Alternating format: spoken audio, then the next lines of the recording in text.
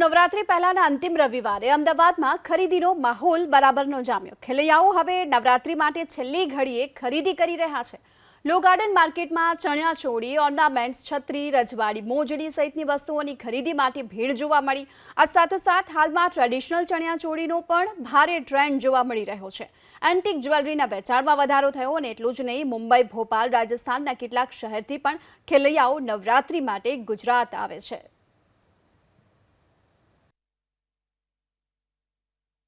मैं जयपुर राजस्थान से हूँ और मैं निफ्ट में पढ़ती हूँ। पिछले 4 साल से मैं हर साल गरबा कर रही हूँ 9 के 9 दिन और बहुत बहुत बहुत एक्साइटमेंट होती है यहाँ पे। और अभी लॉ गार्डन में बिल्कुल ज़ोरों शोरों से वैरायटी हर साल की तरह ही है और अच्छा है। फैशन में नए नए इक्विपमेंट्स आए हैं, बहुत अलग अलग एक्सेसरीज आई हैं।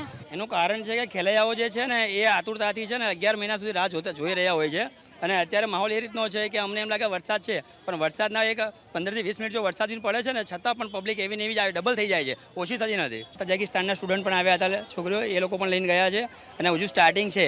ઘણા લોકો તો જાપાનથી બી આપણે અહીંયા આવે છે સેલિબ્રેશન કરવા માટે, ઘણા અલગ અલગ કન્ટ્રીઓના ત્યાંથી પણ લોકો અહીંયા આવતા હોય છે।